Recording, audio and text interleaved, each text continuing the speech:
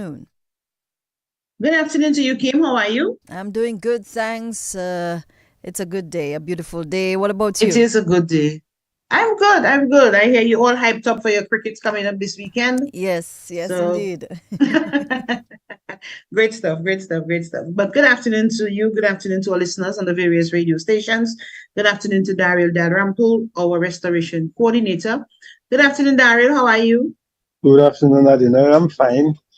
I'm I, fine. I'm I'm fine. happy that you're fine. You must be feeling a little more relieved in this past few days. Certainly, Adina. Certainly.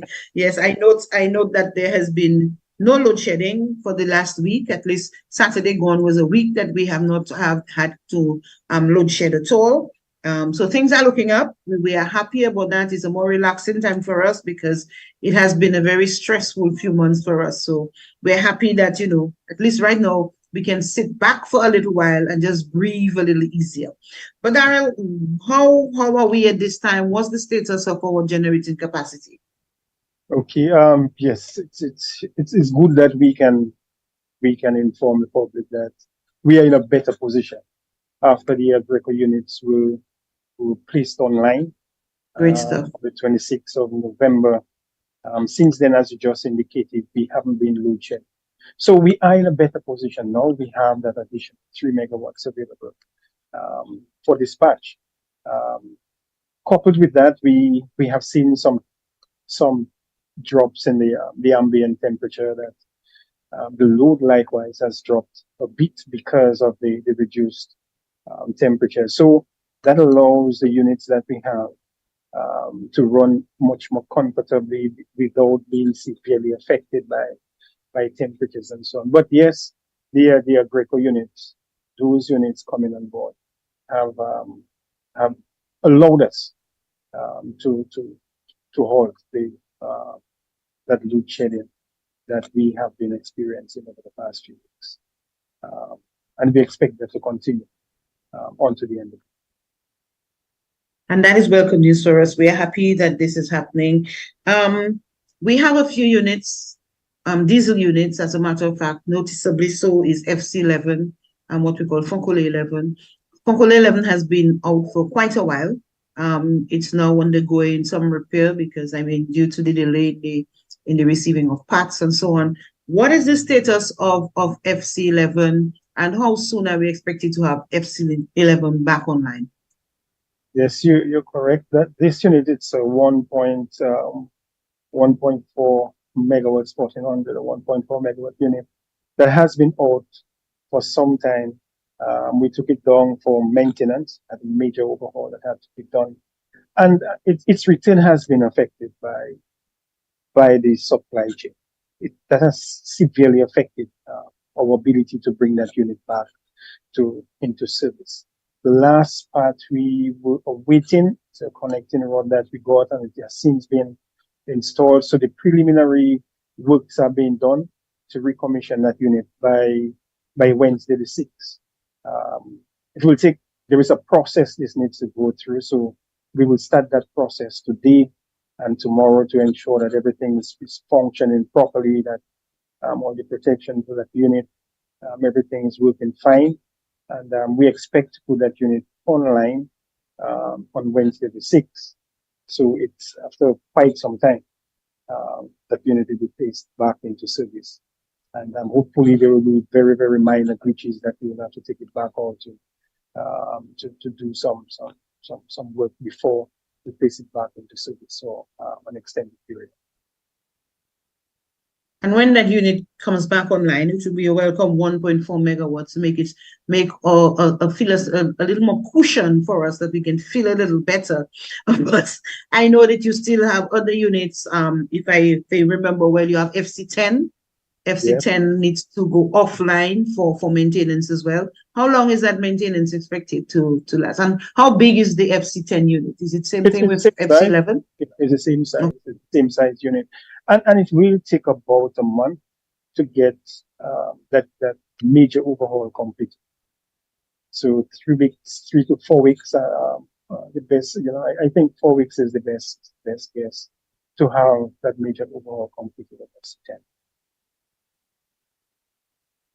And that's the situation we've been in, because FC10 is due for maintenance.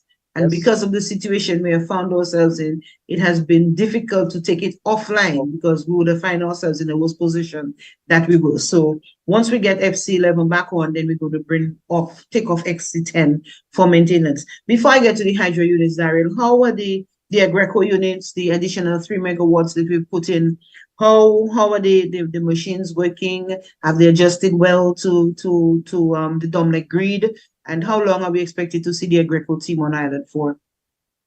Well, as I said, that these units will put into service on the 26th of November. We have had some little glitches, as always. When you put a new plant online, you'll have one, two little problems here and there that you need to take care of.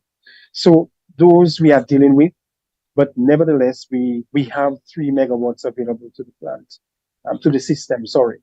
And that's what we have been working. As we know, the Agreco personnel, their first language is Spanish. So there is this little language barrier that we need to get through. Yes. That, there will be more efficient communication between our operators and them. But thus far, I can see we have been doing fine with those Agreco units.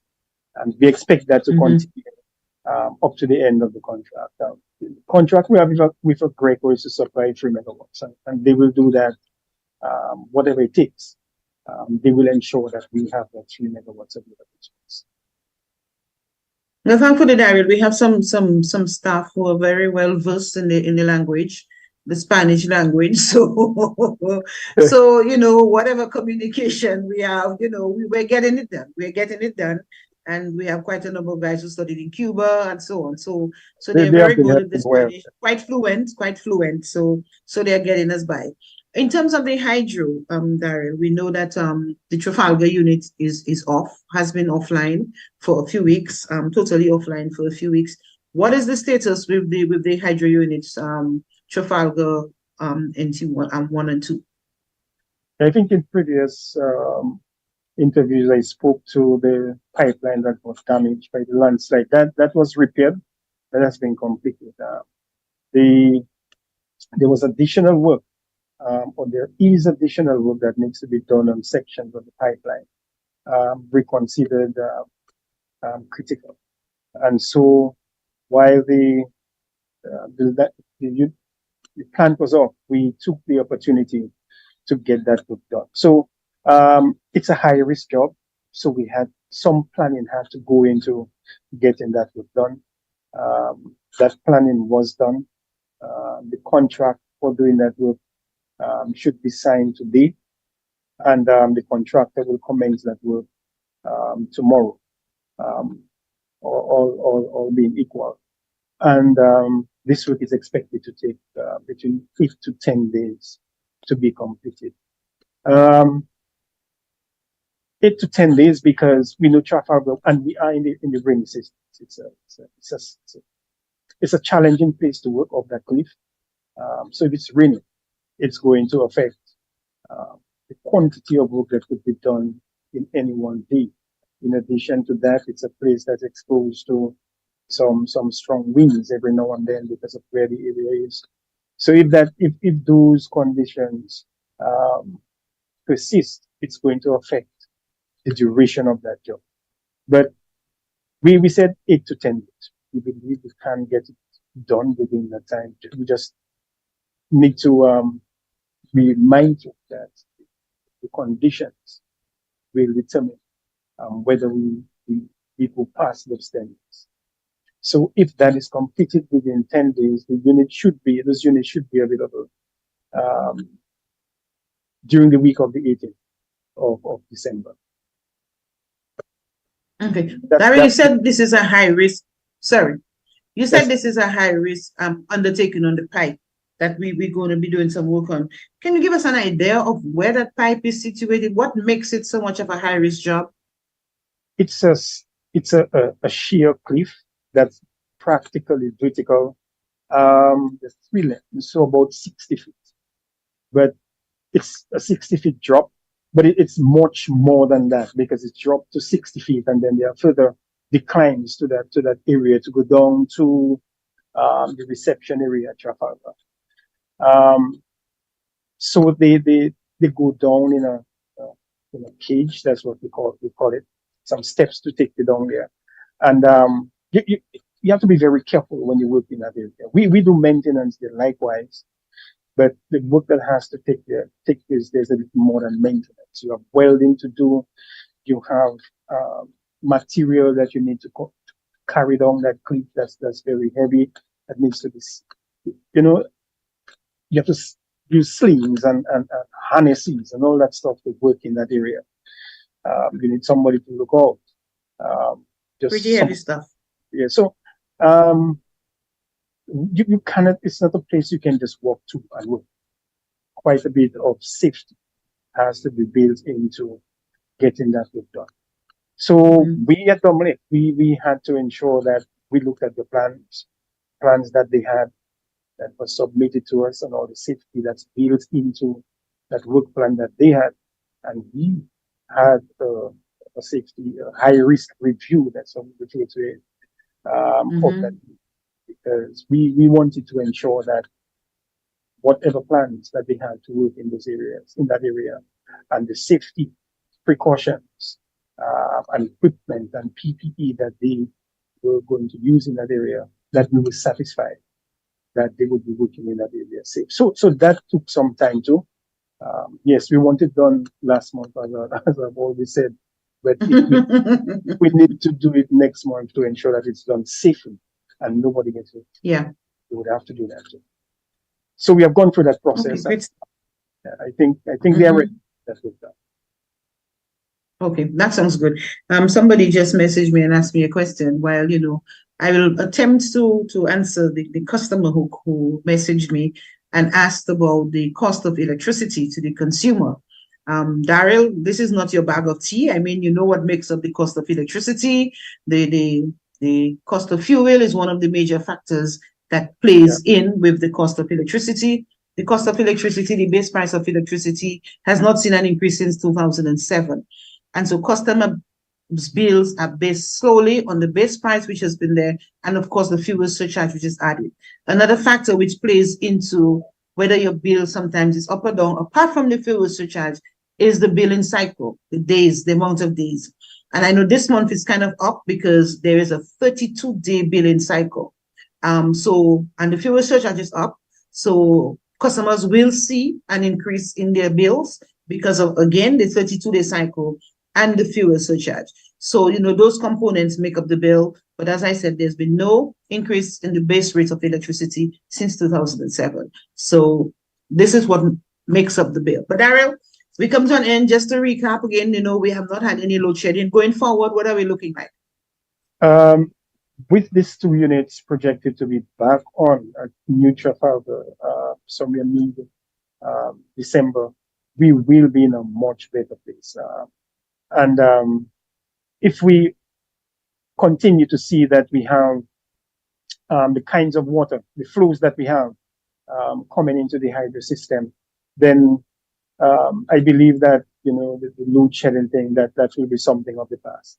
So working with what we have, restoring the units that we have to restore in terms of the major maintenance work that we have to do, coupled with the breakaway unit that we have,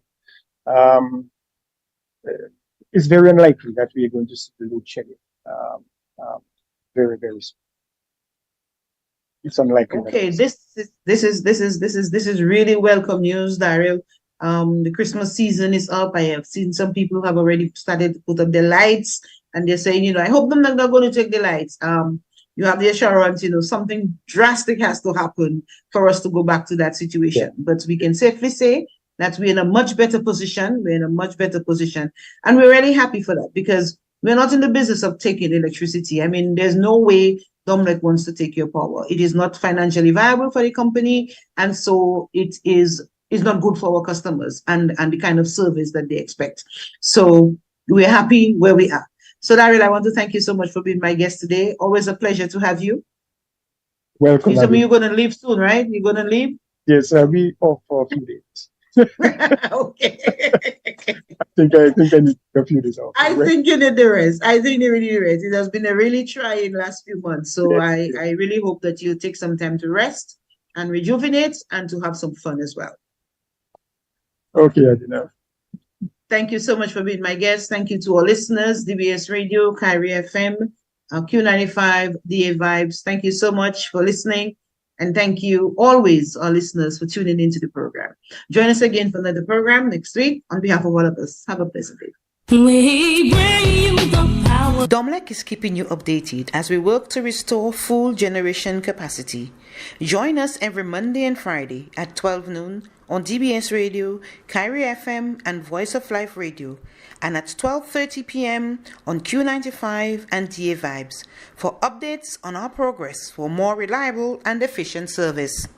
Tune in every Monday and Friday. We bring you the Across the Caribbean, you listen. Across the world, you listen. And at home in the nature isle, you listen. You listen to DBS for unbiased coverage of breaking news.